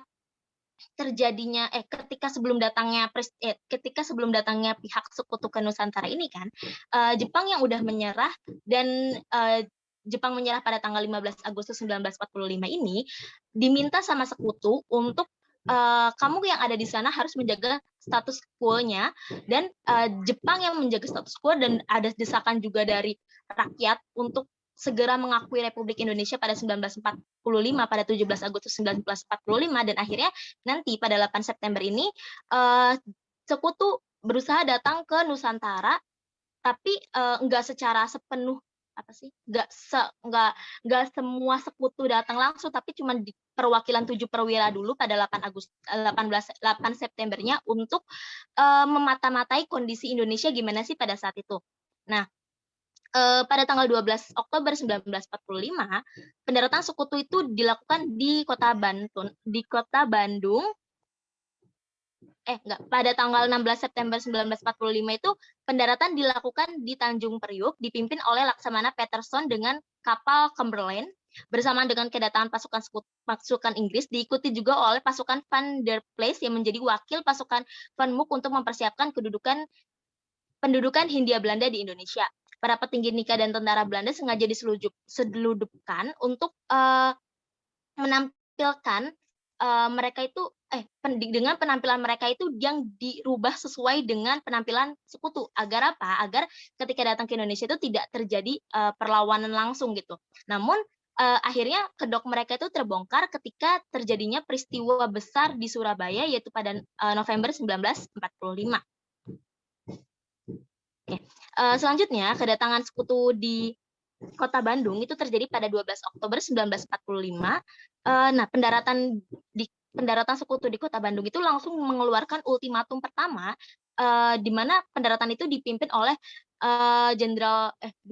McDonald, dan langsung mengeluarkan ultimatum untuk mengosongkan wilayah Bandung bagian utara sesuai dengan penentuan garis-garis politik yang telah ditetapkan. Dan pasukan sekutu itu mulai melancarkan propagandanya, di mana rakyat diperintahkan untuk menyerah dan meletakkan senjatanya. Namun pada ultimatum pertama ini rakyat dan tentara Republik Indonesia pada saat itu tidak menghiraukan ultimatum tersebut. Justru mereka melakukan penyerangan terhadap justru ultimatum tersebut itu direspon dengan memberikan perlawanan terhadap markas-markas sekutu di Bandung di bagian utara, termasuk Hotel Homan dan Hotel Preanger yang menjadi markas besar sekutu pada 24 November 1945 malam harinya. Lalu pada tanggal 27 November 1945, McDonald itu mengeluarkan ultimatum kedua, di mana sama ultimatumnya untuk mengosongkan Kota Bandung. Kalau enggak nanti akan dilakukan tindakan kekerasan. Namun ultimatum kedua ini ternyata juga tidak dihiraukan oleh rakyat Bandung pada saat itu. Bisa di next slide, Gus.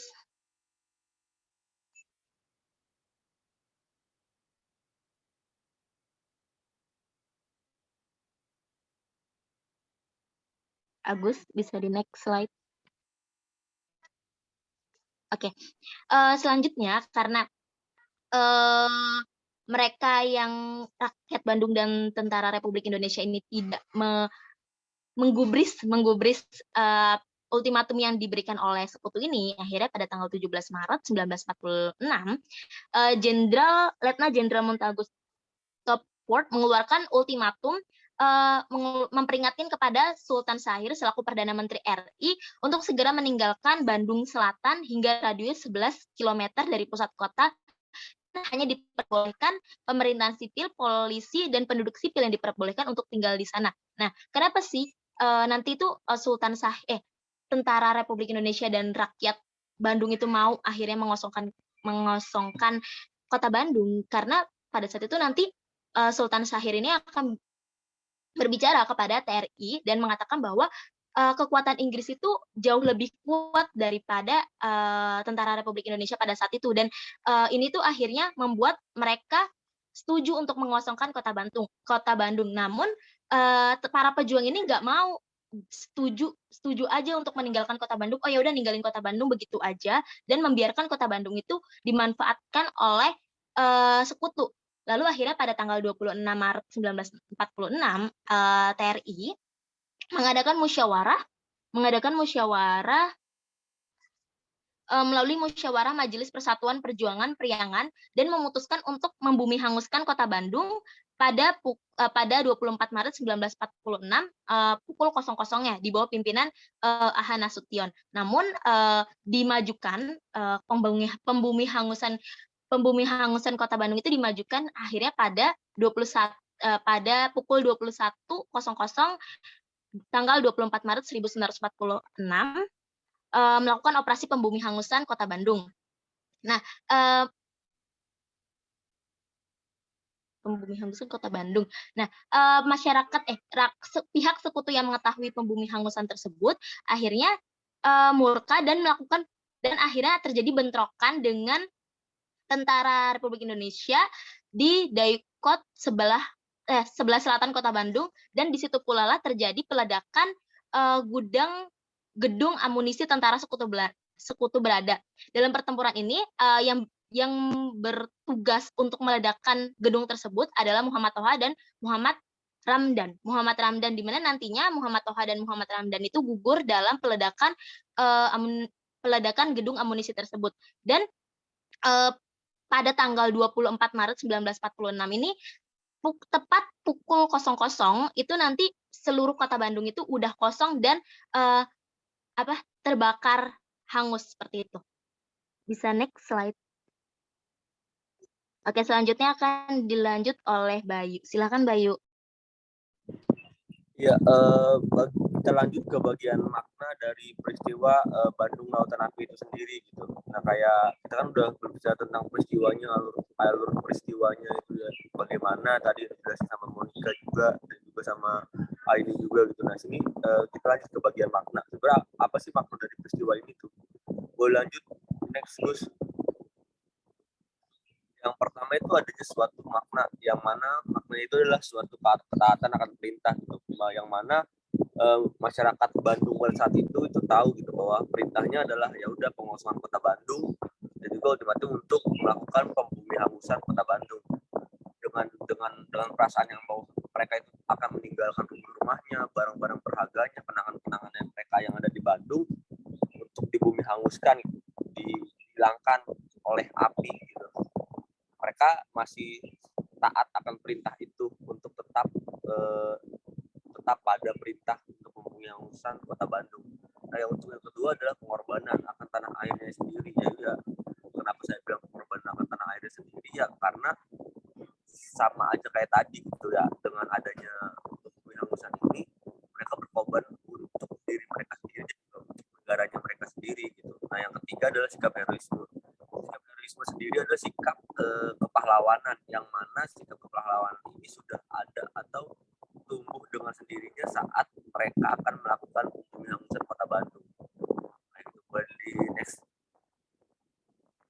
Nah, dampaknya sendiri itu dari setiap peristiwa itu sudah pasti kan ada dampak-dampaknya gitu, ada maupun dampak negatif dan juga positif bagi yang melakukannya gitu. Nah, dampak dari peristiwa Bandung Lautan Api ini terhadap masyarakat Republik Indonesia ini memiliki dampak. Yang pertama adalah body next.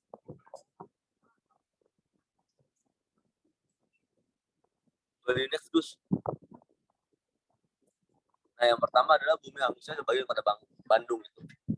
Ya, sesuai dengan namanya gitu kan. Ya, namanya juga Bandung Lautan Api. Ya, pasti ada bagian Kota Bandung yang emang hangus gitu ya. Ya karena ya emang tujuannya untuk membumi hanguskan Kota Bandung gitu. Jadi, dampaknya sendiri terhadap masyarakat Indonesia adalah ya salah satunya sebagai Kota Bandung ini ya rata gitu. Dan yang kedua adalah banyaknya pasukan yang tewas. Banyaknya pasukan sekutu yang tewas. Nah, di sini adalah salah satu poin utamanya. Maksudnya poin utama dalam pembumi hangusan ya kita dalam suatu misi penyerangan untuk melawan sekutu gitu. Dengan adanya bumi hangusan ini tujuannya adalah kita melawan sekutu untuk pembebasan kota Bandung. Nah, yang ketiga itu sekutu tidak dapat memanfaatkan Bandung. Ya dengan cara kita menghanguskan Bandung sendiri dan juga nggak ada yang tersisa gitu dari kota Bandung sendiri. Jadi biarin nggak ada yang tersisa dari kota Bandung, biarin sekutu nggak dapat memanfaatkan apa yang ada di Bandung. Nah, yang keempat adalah sekutu gagal menambah senjata yang baru. Kenapa bisa dibilang sekutu gagal menambah senjata yang baru? Karena tadi dari Muhammad Toha sendiri itu kan udah ngincer gedung senjata dari pasukan sekutu gitu. Jadi kayak buat supply senjata yang baru, kayak amunisi, supply senjata, supply dan lain-lainnya yang mempengaruhi pasukan militer dari sekutu ini di stop gitu dengan cara ya tadi dibakar habis. Boleh di next. Nah, buat nilai kepahlawanan sendiri saya kembalikan kepada rekan saya. Terima kasih.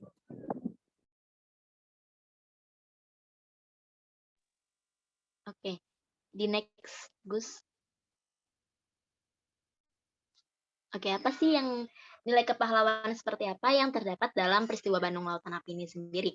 Nah, pertama ada rela berkorban. Kita bisa melihat bahwa dalam peristiwa Bandung Lautan Api, sebenarnya dalam setiap peristiwa pertempuran yang ada di Nusantara pun pasti ada nilai kepahlawanan, yaitu rela berkorban. Dan ini yang kita bahas Bandung Lautan Api, kita bisa lihat bahwa pada saat itu tuh rakyat